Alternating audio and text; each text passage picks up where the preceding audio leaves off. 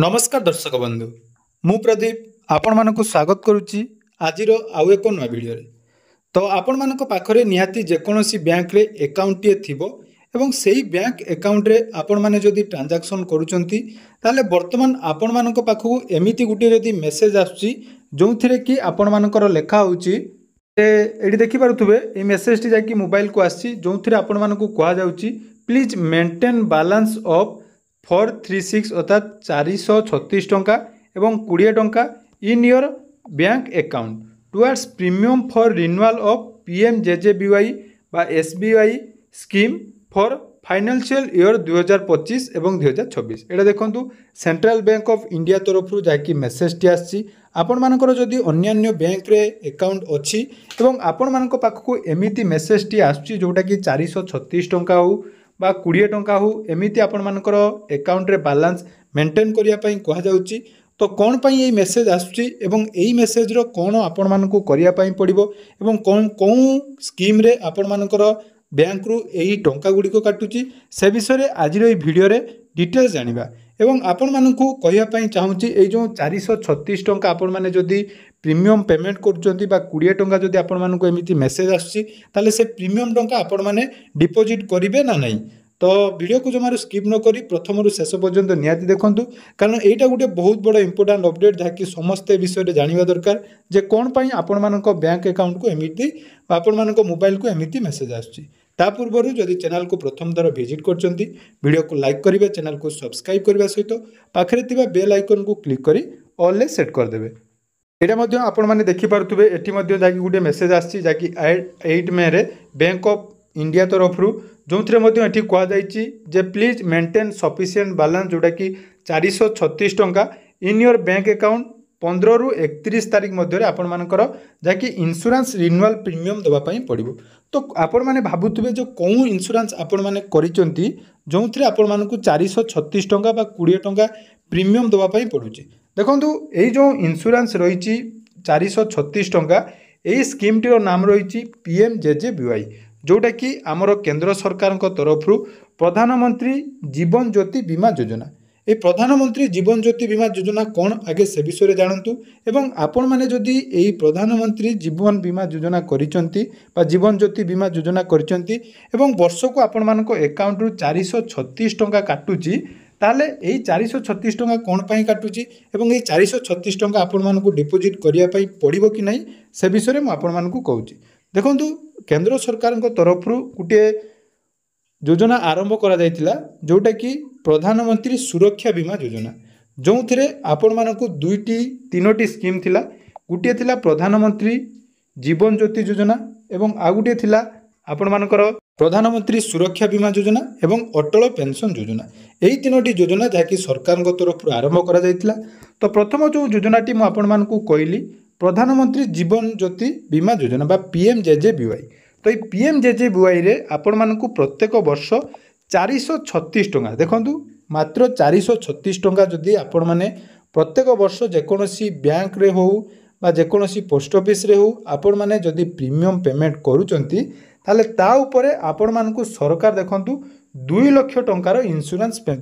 जोटा कि आपण मानक प्रोवाइड करुचंती मन रखंतु जो माने भी पीएमजेजेबीवाई करूचंती एवं वार्षिक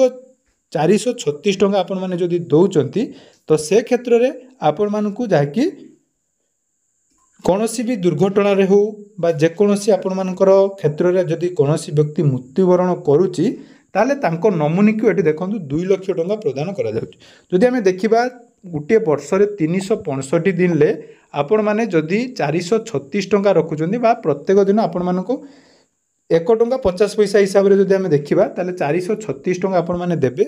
तो ता ऊपर सरकार आपण मानको 2 लाख टंकार बीमा प्रदान करूचंदी तो एटा हला पीएमजेजेबीवाई जदि आपण माने पीएमजेजेबीवाई करिचंती बा विशेष करी आपण माने देखुथिबे जदि आपण मानकर बैंक रे करचंती ताले बैंक रे आपण मानको सबले रेकमेंड करथांती जे आपण माने एई 436 टंका रे हो आपण मानकर जो 20 टंका रे जो रहिची आ गुटे स्कीम से विषय में मु कहबी सेटा करिया पई एईटा करिवा द्वारा कोन हुए ना जेकोसी गुटे कस्टमर नॉर्मल कस्टमर निज नाम रे तो टंका आपण मानकर सेविंग करि पारंती नहीं जदि वार्षिक आपण मानकर 436 टंका काटुची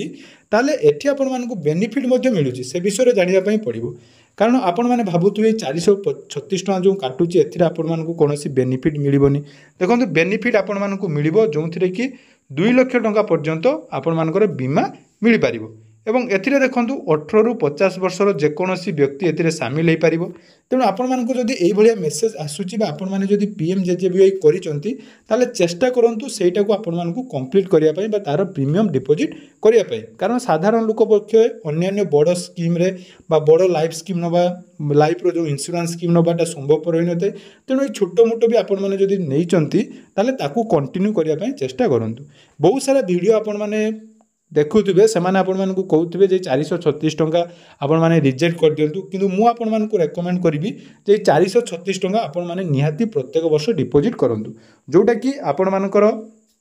प्रत्येक वर्ष रिन्यूअल हुए 1 जून रु 31 मे अर्थात आपण मानकर जो मे मास 31 तारीख पूर्व आपण मानक बैंक अकाउंट रु 436 टका कटिबो। जदि भी बैलेंस आपण मानकर कम अच्छी निहाती 436 टका देवा पई चेष्टा करंतु। परवर्ती समय आपण माने बेनिफिट पाइबे। मु तो आपण मानकु 100% रेकमेंड करिवि। आउ आपण माने जदि भाबुचंती जे एथिरे किछि बेनिफिट मिलिबो ताले निहाती एटा डिपॉजिट करंतु। ता सहित जो 20 टका कहले सेटा हमर प्रधानमंत्री सुरक्षा बीमा योजना सेथिरे केवल आपण मानकु 20 टका लेखा देखंतु वार्षिक 20 टका लेखा देबे सेथिरे आपण मानकु 2 लाख टकार इंश्योरेंस मिलिबो किंतु सेटा केवल एक्सीडेंटल बेनिफिट आपण मानकु मिलिबो। किंतु एटा जो 436 टका प्रधानमंत्री जीवन ज्योति बीमा योजना एथिरे आपण मानकु किंतु उभय एक्सीडेंटल एवं नॉर्मल डेथ रे मध्य 2 लाख टका क्लेम करि परिबे। एबे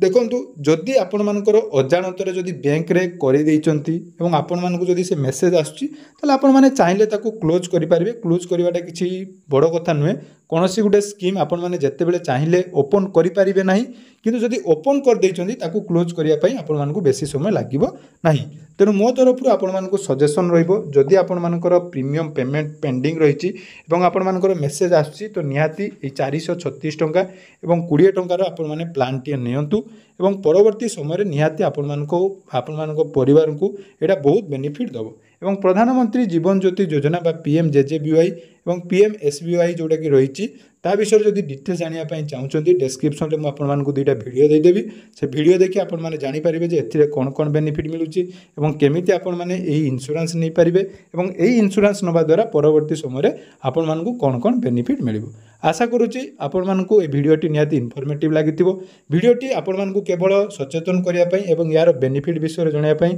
जदि वीडियोटी भल लागिची चैनल को सब्सक्राइब करिवे एवं एनै आपण मानकर मतामत कोन रहिची निहाती कमेंट सेक्शन रे जणाइबे जहाँद्वारा कि आपण मानकर जो सरकारी योजना बा सरकार तरफ जो स्कीम रही तार बेनिफिट सर्वप्रथमे आपण माने जानिबा दरकार। धन्यवाद।